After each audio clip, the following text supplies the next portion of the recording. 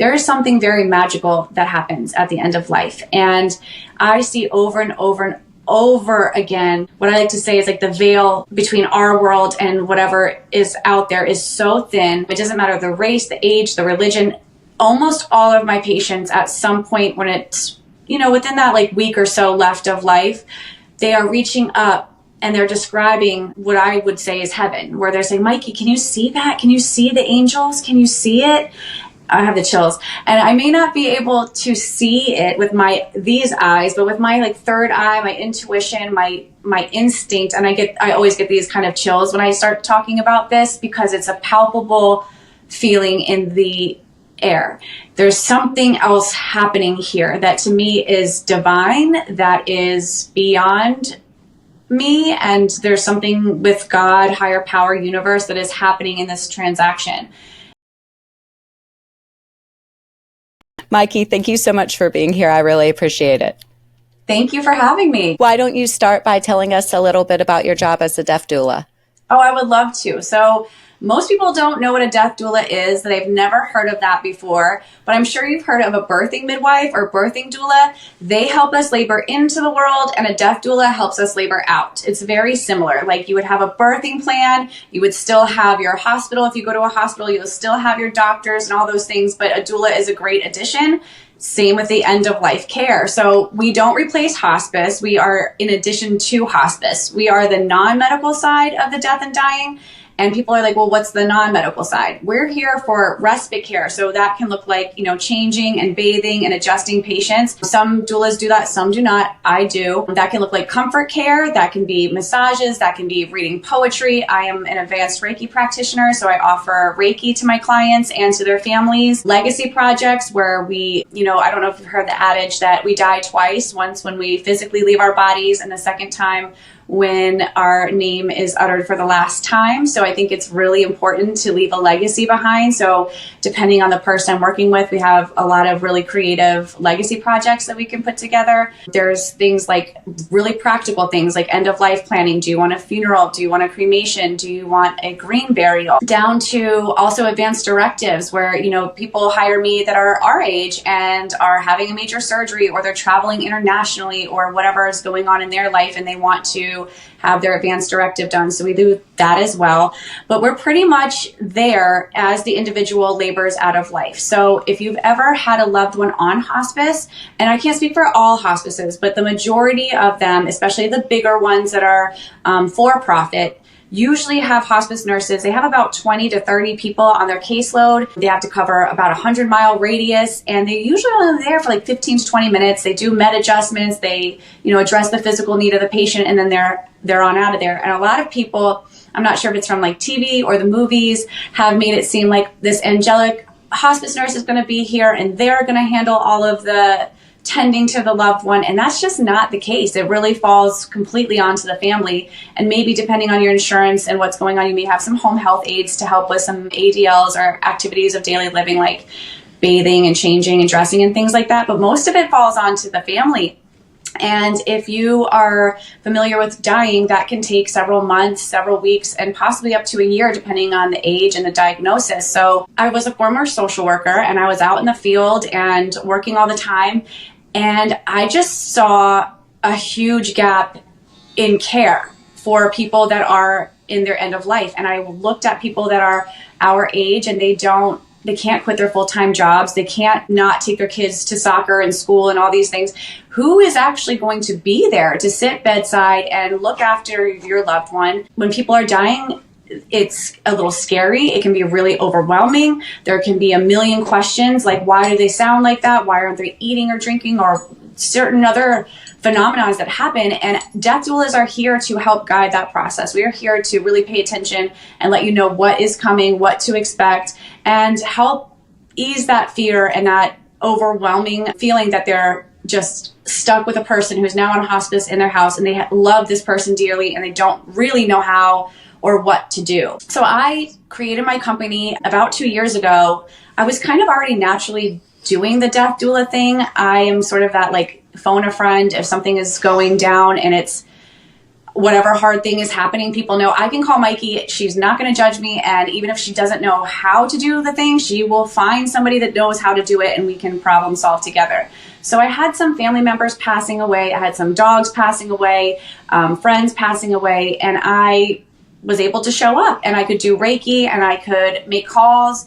I could do a lot of the facilitating and just sort of be a support person, especially for the family that was grieving and overwhelmed and not sure what to do. Over time, I created this company and I'm so grateful. I do this now full time. Really, I don't even have time to do my Reiki clients the way I used to. And I'm so grateful for that. It may sound really depressing what I do, but it's actually beautiful. It's so precious this time, and I feel like it's a really sacred time and it's a tender time. So it's never lost on me what's going on in and around the individual and their family, and I just want to provide a support for them in so many different ways and make it special and magical and not so scary, if that makes any sense. It does. I have two things to say. The thing about hospice, that's so insightful. I had no idea that was a thing, that they're not there as frequently as it's made out to be. That's one of the most shocking things I see is that people may be in the hospital with their loved one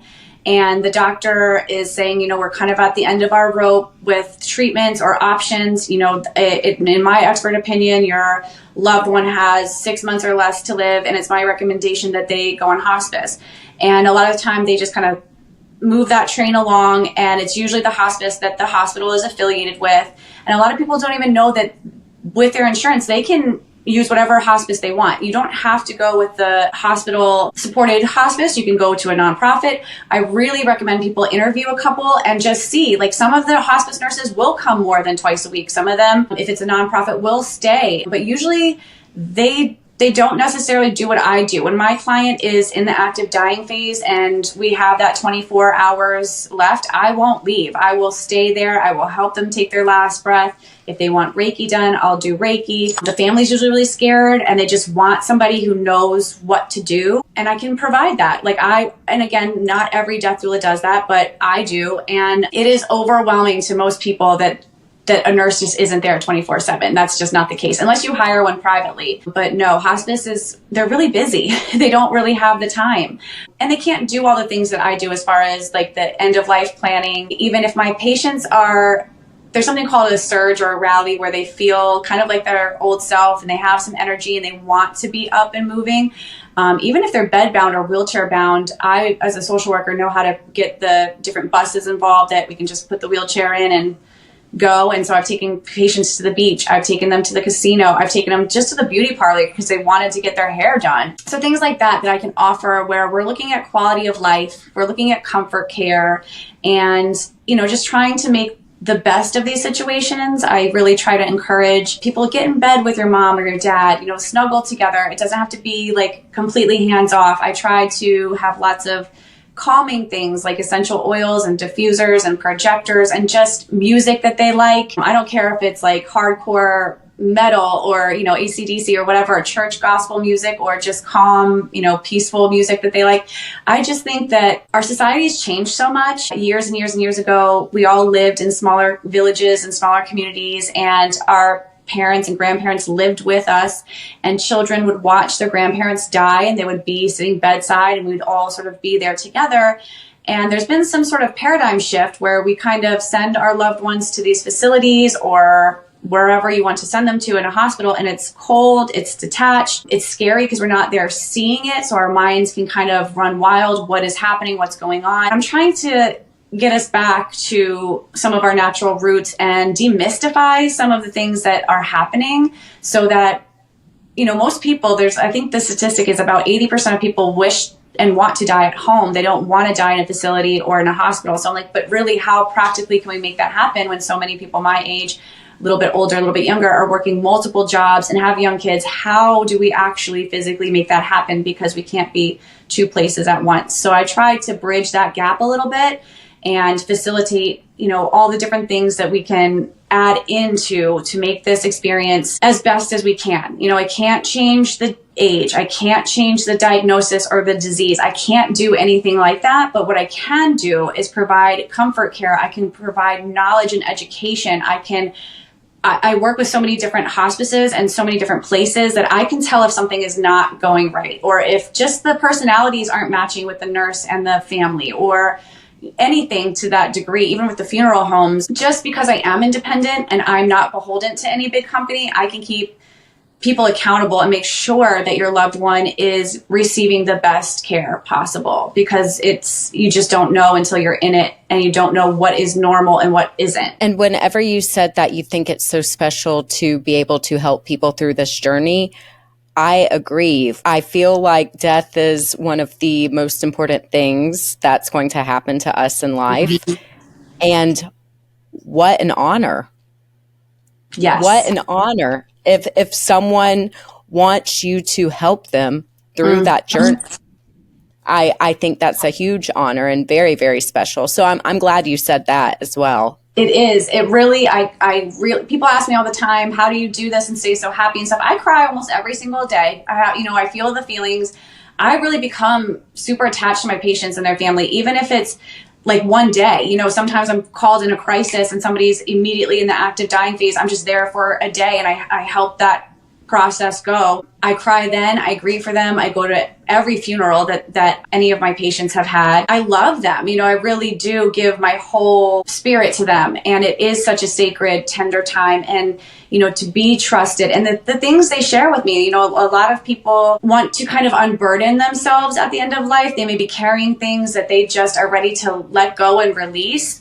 And that is not lost on me. I know they're not going to tell their daughter or their husband some of these thoughts or feelings or worries or anticipatory fears, or just things in the past they want to release. And I provide a non-judgmental place for that, where we can have these discussions. They always ask me, what do I think happens when we die? Or, it's a process. And I'm so grateful and so honored to be there. A lot of them, most of them, they know what days I'm coming, and it's like an exhale, like for the family and for them. And they will grab my hands and just like hold me to their face. Oh, my Mikey's here. My Mikey, I know I'm going to have a good day. Mikey's here. It's kind of like like the family can go run errands or go do what they need to do and not worry. And that's what I want to provide. Just like a birth. I don't know if you have children. When a child is born, I've watched a lot of birthing doulas, and the birth process, the death process is very similar. A lot of us, we kind of become babies again and need to be diapered and need to be changed and need to be fed and need somebody to hold them really as they labor out of this world. And I want to provide that. I don't want it to be so medical and so clinical. To me, it feels cold a lot of the time. And I want to bring some levity. I want to bring some peace and comfort to these places, because we deserve it. We're all going to die one day. And I think about my mortality all the time. And I know at some point we're going to be faced with these challenges and these worries ourselves. And I'm always thinking, what would I want in these situations? What would provide me comfort? And I have those discussions with my patients and their family, and we do our best to make it happen. Birthing plans, we have them. We have our goals. We have, do you want an epidural? Do you not? Same thing for a death plan.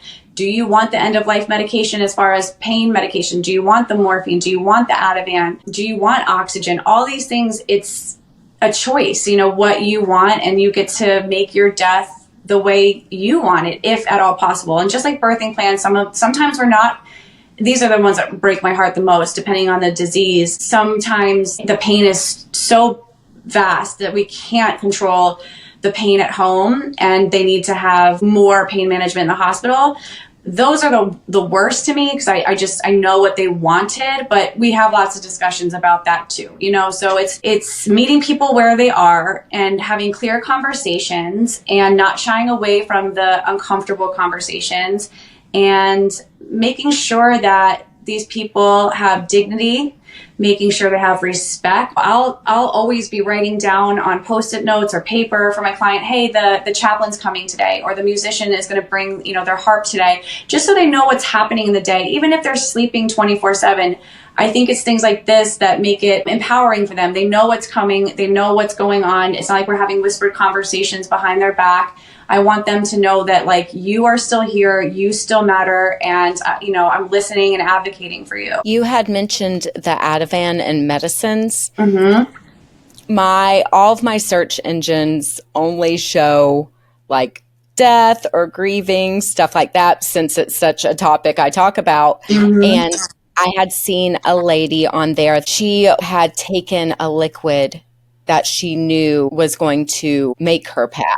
It seemed like it was prescribed or something she had gotten from someone. Are you aware of those types of things? Yeah. So I think again, without seeing the clip, what it sounds like to me is medical aid in dying, or the MAID program. I live in New Jersey and I service the southern New Jersey and Philadelphia area. So it's tricky because in Pennsylvania, they don't have it yet, but in New Jersey, they do. So that is something I am a part of. I'm a huge advocate for it as well. To meet the criteria for MAID or medical aid in dying, you do have to jump through some hoops. What that looks like is that you would need to be diagnosed with a terminal illness and have 6 months or less to live. And you also need 2 physicians to say that to you. So you would need to have your PCP, let's say, say, Mikey, you are terminal, your cancer has spread to a point that it is no longer treatable, and it's in my opinion that you have 6 months or less to live. And then I may need to go to my oncologist and have him do the same. Once they do that, you do need there's like a psychological exam as well to make sure you're of sound mind, you're not under duress. I mean, in my opinion, you're still under duress because you're, in a very, very, very stressful situation that's very traumatic. But like I said at the top of our conversation, a lot of diseases, some are easier to die from than others. So things like ALS, certain cancers like brain cancer, Huntington's, certain diseases can be extremely painful. And so many people that I talk to they know they're, if they have some it's quality of life, really. So if they're still enjoying some of their food, enjoying family, able to watch some of the shows that they like, maybe move around a little bit, we may not be ready for that. But because there are so many hoops and it takes a little bit of time to get the medical aid in dying program, you also have to pay for it yourself. Obviously, our insurance isn't going to pay for that because they don't make money if you die, and they want you to hang on as long as possible and kind of milk that money dry. So you do have to pay for it out of pocket. It's around $2,000 to get the medications. Some doctors are uncomfortable administering the medication, and same with some nurses because they take a Hippocratic oath to do no harm. But most of the hospice nurses are fine with facilitating that, and I will help as well. And it is their choice. Like, I don't have any judgment around it. I don't have any you shoulds or you shouldn'ts around it. I believe that every single person on this planet, it's their body, their choice. I believe that they know what's best for them, not me, not any expert. You're an expert on your body. And if you're getting to that point where every day is hell and you have no quality of life, and like, let's say you're young and you're healthy and you have a lot of reserve, it may take a longer time to labor out. And that's days upon days upon days of, in my opinion, can feel like torture. When you're so weak, you can't even turn your body, you're being changed and dressed, you're no longer eating or drinking. We euthanize our dogs when they get to that point, when they can no longer stand, when they can no longer eat or drink, and you can see that they're suffering. So, in my opinion, I think we should have those options and those choices. There's a bunch of states throughout the country that do allow medical aid in dying, and there's some that don't. So you have to check your state. You have to see if you need to be a resident there or not. But I think some diseases are harder to die from than others. And family seems to have a harder time with the medical aid in dying. They don't want, and I totally understand that. They don't want to let go. They don't want this day to come. They want to hold on as long as they can, which I completely understand. But it's my job to advocate for my patient. So if they need me to help have these conversations, that's what I'm going to do. And I'm going to listen. I'm going to support. And I do a lot of post-death follow-up with the family. I don't just leave once the body is removed. I'm still very active in their life. So we go through the whole grieving process together. But those are the hardest conversations. We need to put their feelings aside if they can, and listen to what their loved one is really saying they need and where they are. But in my experience, it's not painful. It's 2 medications you mix together. It is a liquid. It's like capsules that you open and mix up and all these things. And when you take this cocktail, you pretty much just go to sleep. Your respiratory system lowers, your oxygen lowers. It looks to me like they're falling asleep peacefully. So that is an option depending on the state that you live in. Yeah, that was so interesting. I had no clue that was a thing until I saw that video.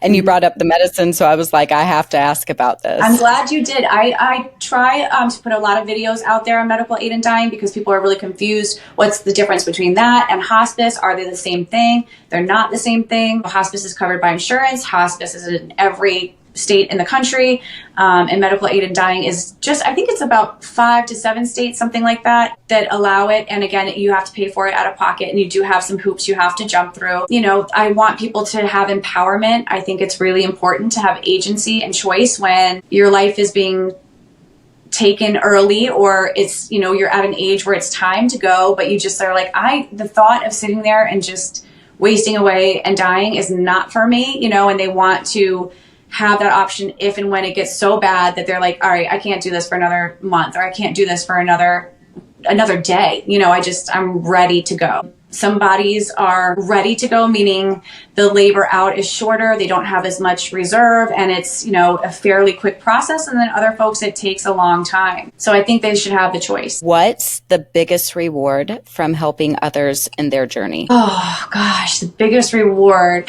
I don't even really know how to articulate this. I've kind of been a jack of all trades, master of many. I don't want to say none. My background is in social work. I love helping people. That's just my calling. That's what I've been put on this planet to do.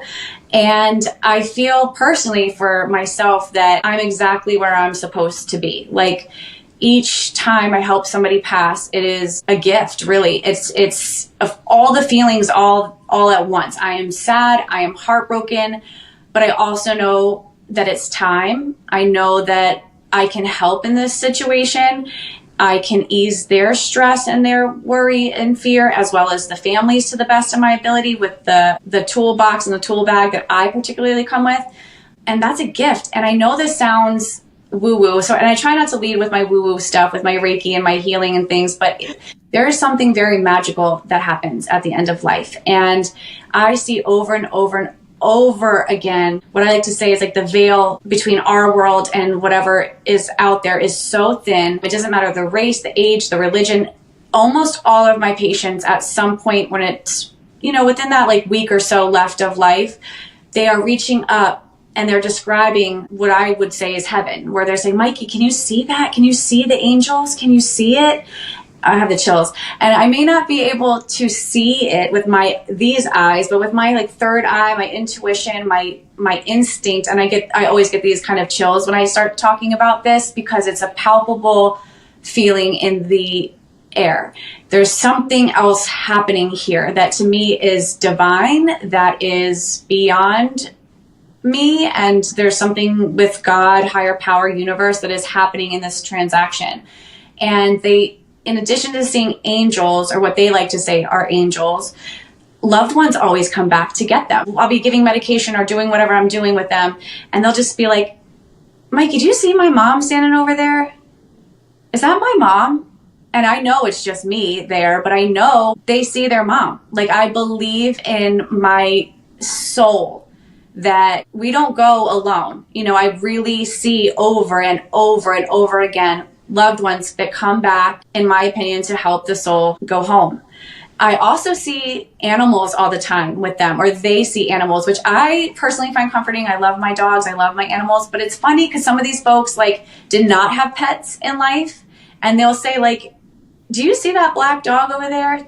Is it sitting on the bed? Do you see the dog? Did you bring your dog? They're like, I thought you had a different kind of dog. And they'll ask, why did you bring your dog?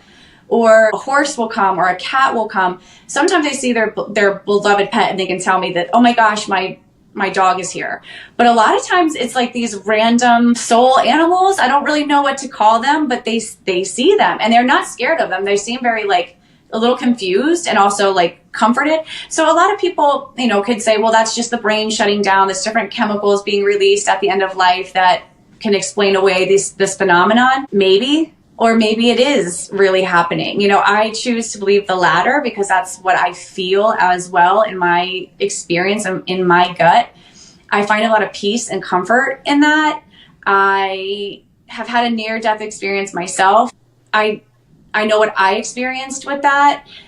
So when you're in these spaces, you're in this arena, whatever you want to call it, I get to witness that miracle all the time. Just like the birthing doulas get to see the miracle of life coming in, it's also a miracle when the soul leaves. There's a very palpable, holy experience, divine experience. There's something special in that moment. And yes, it's hard. And yes, I grieve. And yes, we're all crying, you know, when this is going on.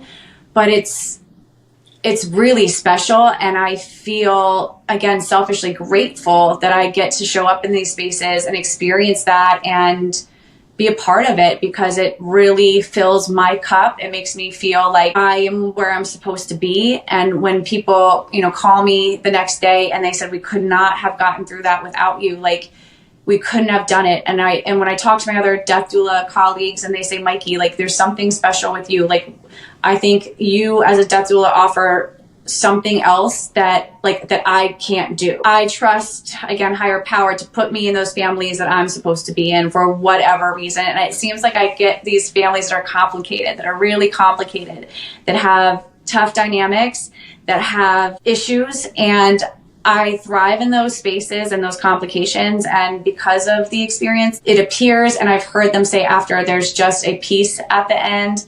There is some kind of comfort at the end, that there's maybe an understanding that they didn't have of each other until these moments at the end.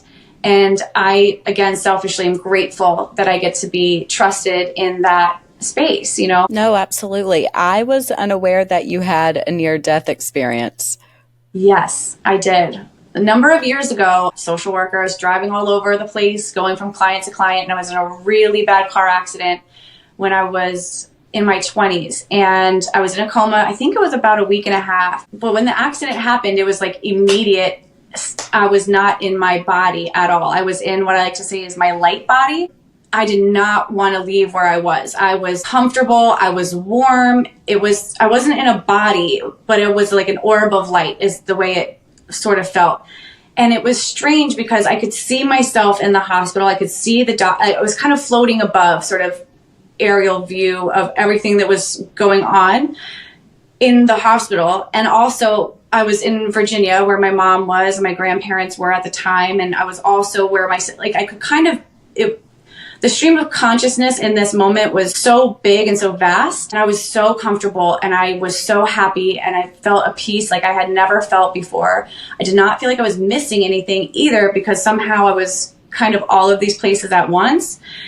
And then I remember hearing a voice saying, I didn't see this voice, but I heard it or felt it inside of me, I guess. And it said, you can't stay here. It's not your time yet. You have more to do. And after that sentence was finished, I was up, had this ventilator. I was waking up from the coma and I was back in my body. And I was really bummed out to be back. I mean, I'm grateful now, but at the time I was kind of depressed after, because I just wanted to stay where I was. And I knew I had to come back into this really hard, heavy place.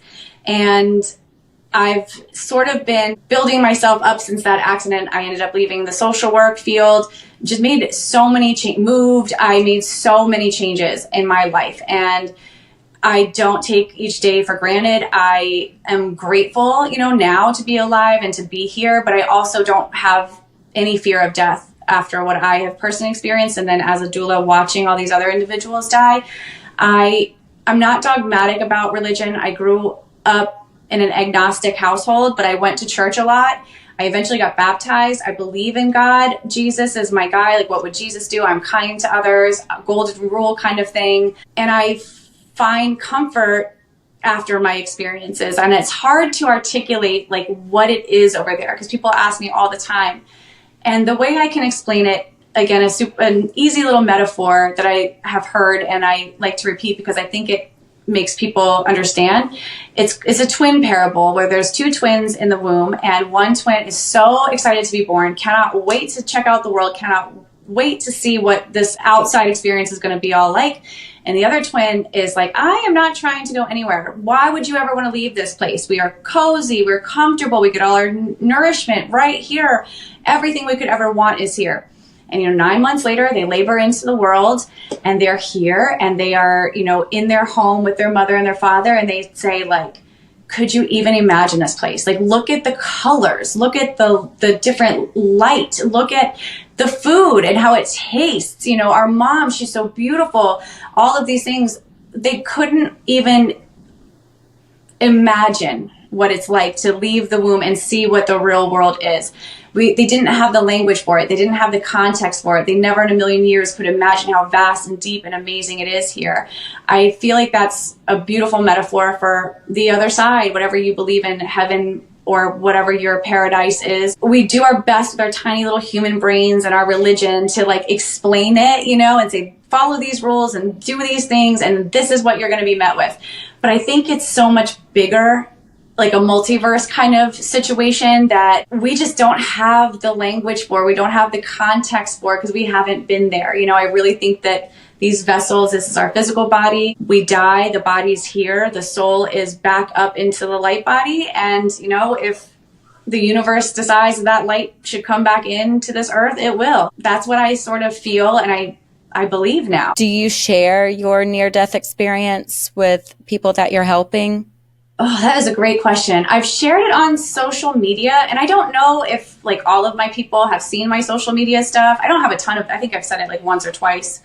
You probably have to do a deep dive to find it. So I doubt they have seen that conversation or that clip or whatever, but I do. Like if they're going to ask me, what do I think happens when we die, which is very typical in our conversations, I share with them what I have experienced, and that's my experience and what I can draw from. And it seems to provide an exhale and some comfort. I mean, of course I can't say with any certainty, but all I can say is that's my experience and that's what I'm going to choose to believe.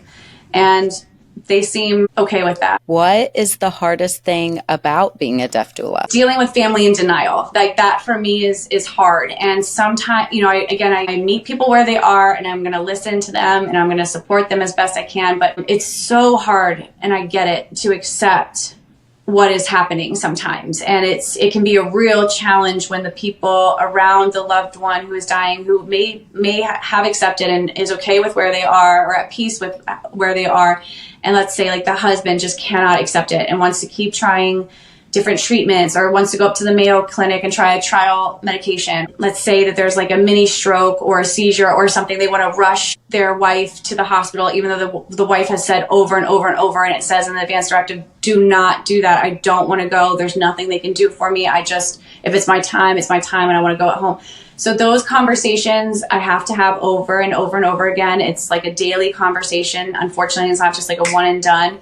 So that can be tough. And I don't like when people are mad at me. I'm like a codependent over here. I want to just be the one that brings all the peace and all the joy. My first priority is my patient, and it is my job to advocate their wishes. And that's why I'm so focused on the living will or the advance directive. So everything is right there. We don't have to guess what mom would want. We can see right here, as she said, she does not want to go to the hospital. And I know that you're scared, and I know that you're having a hard time, but we need to respect her wishes, and I can tell you at the hospital, they're not going to do much for her there. Those are hard conversations. I feel drained after those conversations. That to me it's just, I expect it. It's not like something I'm avoiding, but it is hard. And some of them, come around and some of them don't. The heartbreaking part about that whole thing is that obviously their loved one is dying, and they do die.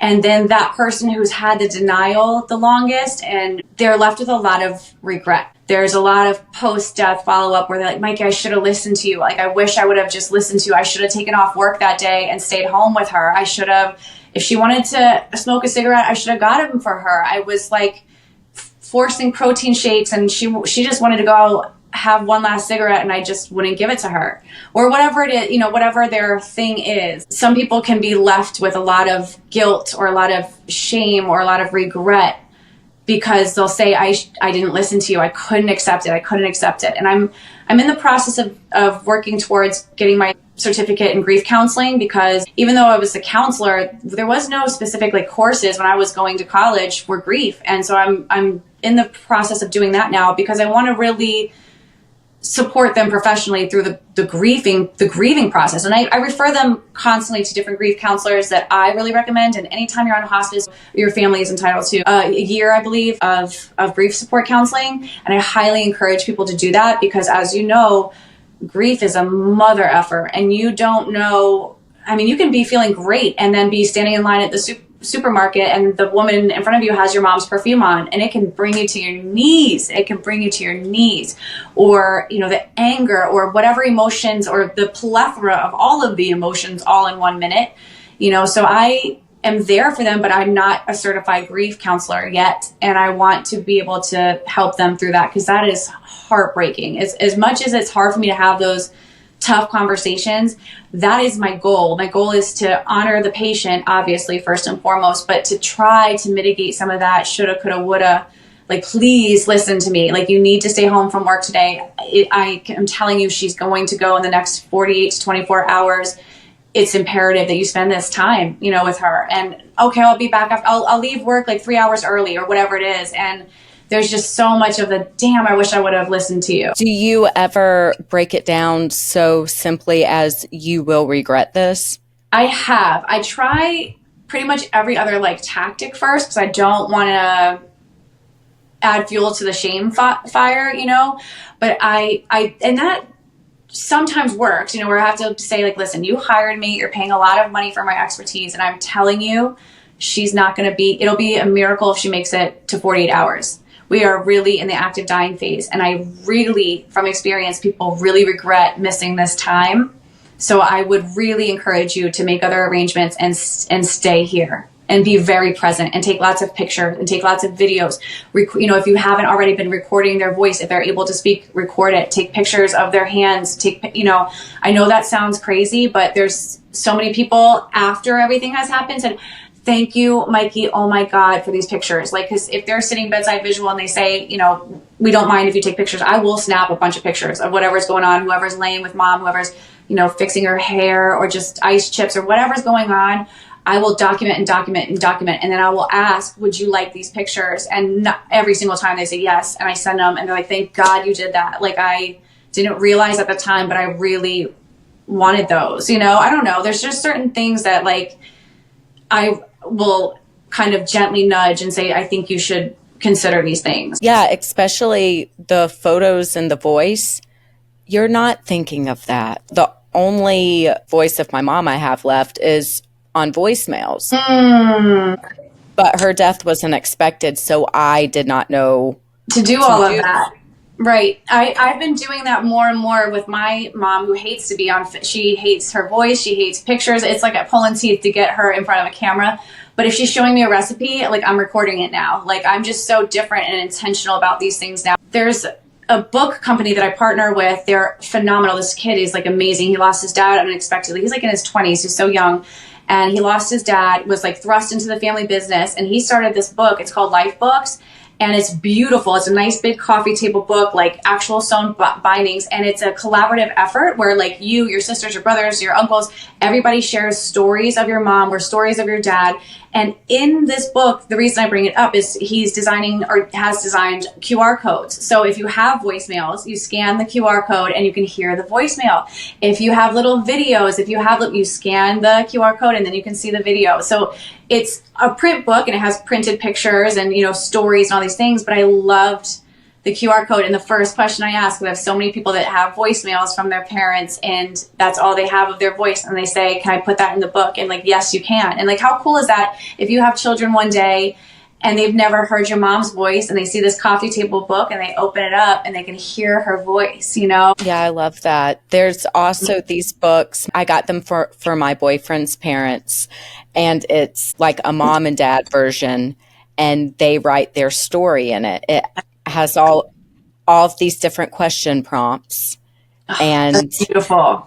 And that's ideal. If you can get, like, there's so many different things like that. And if you can get them involved before, my father was just diagnosed with terminal cancer, and I'm trying to get him to do something like that too, because I know he wants to leave a legacy for his grandchildren. He wants them to know certain things about him that we don't even know. So I've been trying to encourage that. Like if you have some of this insight, you might make some different choices that you'll be thankful that you did later, you know? So these are just things I like to share or say, hey, in my experience, people have wanted this or wanted that or whatever. Like there's certain times that, like my patients' children are in bed with them. And usually it's like when I'm involved, it's usually the child taking care of the mom or the dad or the grandparent, because that's where we are in this situation.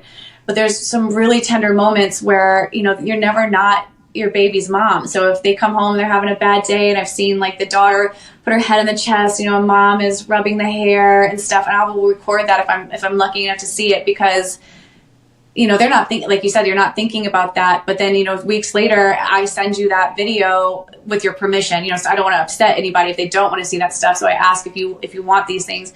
It's everything to them, you know. It's just these little moments that's what we're holding on to, you know? Yeah. Yeah, that's really sweet. That made me tear up. Oh, I'm sorry. Everybody always cries when they talk to me. I'm sorry. No, it's totally fine. I'm sorry. It's okay. What are the most common regrets people have at the end of their life?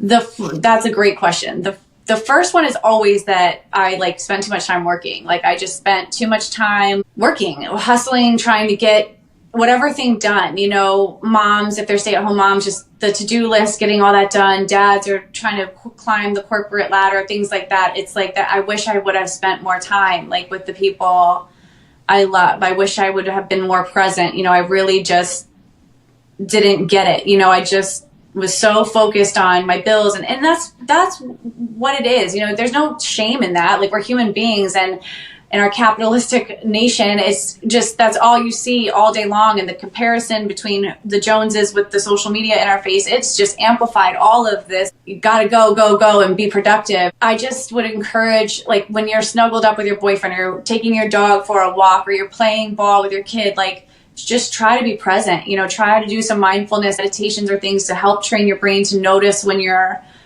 may be kicking the soccer ball, but you're thinking about, okay, I have 15 minutes. I have to go start dinner. I have to do this. I have to do that. Like you don't have to really do anything. And just when you're in these moments with the people that you love, do your best to put your phone down and, you know, just be present, you know, because the number one I regret is that I just didn't spend enough time with the people I loved. And when I was with them, I was half in, half out, because I'm kind of on my phone or I'm watching TV or whatever it is. You know, I wish I was more involved like that. Right. Yeah. I think that is great advice. And, sorry, I'm wiping. No, keep going. I wish I could hug you. Oh, thank you. I'm patting the tears away. You had mentioned that your dad recently became ill. He has, I mean, we're cautiously optimistic, but the doctors did say with treatment, maybe 2 years. So, I mean, that's longer than I thought we were going to hear. So I'm praying and I'm hoping for the best. And he's stubborn, you know, he's stubborn. He may hang on for a while, but we'll see. Do you plan on being your father's death doula, or have you thought about it? I don't. I've thought about it. I don't plan on it. They live in Virginia and I'm in New Jersey. And again, that's not necessarily the reason why. I don't think he would want me to be there. I mean, he knows what I do for a living. I can't even get these people to call me and do their advance directive. I don't know. I kind of do what I do, not in spite of, but like, for the people who do want to have their affairs in order or have communication about it, you know, I would like to know certain things, like I'm assuming he has it written down somewhere, like what he wants, what he wishes, but we don't have a super close relationship. It's complicated. I love him. I'm checking in on him all the time. I have offered, if you guys need me, please let me know. But I feel with this particular situation, I'll be my mom's support person. You know, I think she will be carrying a lot, and I think I know she's going to need a lot of emotional support, and she's going to have a lot of questions, but she's like a soul doula. She helps a lot of people, and I am who I am because of her. And I know she helped both of her parents pass. And so I think she's pretty familiar with how things should be and what she, needs to look out for. But my role in that situation, I think, is mostly going to be to support my mom. But I would be there, and I would be honored to be there. So, he may be really stoic and tough right now, but we'll revisit how that goes. He may want me there. So I'm open to it if he needs it. What advice do you have for anyone experiencing a loss or knowing that they are going to cross over soon?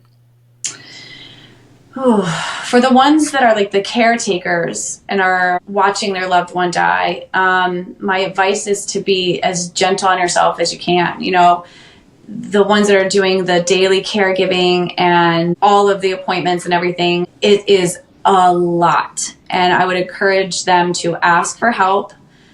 Lean on people that you can count on. I really think you should find a death doula in your area. I think it's so helpful. I work with people virtually as well. So even if you have like, you know, I got home health agency, I got a hospice, I even hired a nurse, you know, or I have so many family and friends and church that's coming here that we don't really physically need you there, but we need these conversations. We need your expertise as far as making sure all the ducks are in a row. So they may hire me for 2 or 3 sessions, you know, or they may say, you know, can we pay you X amount and have access to like call you, FaceTime you, text, things like that. So however you need to get the supports in place, get them in place, and don't hesitate to use them because it's a long haul. It takes a while to labor out of life. You'll burn out really quickly. Try to find self-care where you can. You know, if you do hire somebody and you trust that person, go to get a pedicure, go to do something where you can just go to a salt cave, go to a massage, whatever, you know, your thing is, just go somewhere to take care of yourself because you're really pouring a lot of yourself into this whole thing. And it can be traumatic. It can be extremely stressful. So that is like my advice to them. And again, basically what we've talked about, be present. Your loved one who's on hospice, yes, it's hard. You have to do all these things. You have to turn them every 2 hours. It's a task. It's a job. But take the time to still just like hang out and like rub each other's arms or just be with each other, hold each other, you know, have your dinner with, you know, put the hospice bed into the living room. So everybody, or the dining room, something where that's close to the kitchen. That's like the heart of the house so that you are connected, you know, with each other. That's my biggest, you know, piece of advice for the caregivers. And for the person laboring out of life, the only advice or thing you can do is advocate for yourself while you can. You know, say what you want, have it written down, have it in one of those legally binding documents, a living will, an advance directive, get it notarized. You know, the best thing you can do to not leave your family with a burden is don't leave them guessing. Don't leave them wondering, did you want to be buried or did you want to be cremated? Where do you want your stuff to go? We have these things called Swedish death cleanings.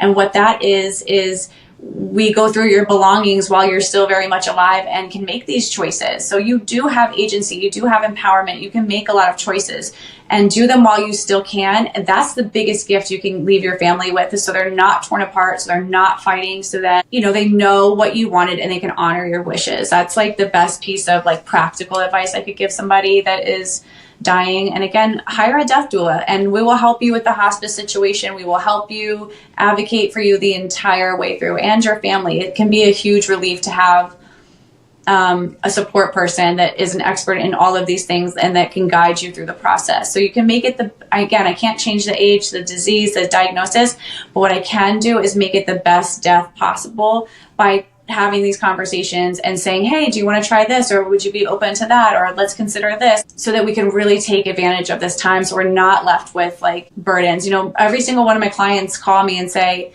we couldn't have done this without you. You were such a gift and a light during this time. And like, we know that we really honored mom, or we really honored our son, or we really honored our dad, you know, and we couldn't have done that without you. We would have just really been like, do this thing and do this thing, and very mechanical about it. So you know, I think that we have an immense value to the end of life stage. Where can people find you and connect with you?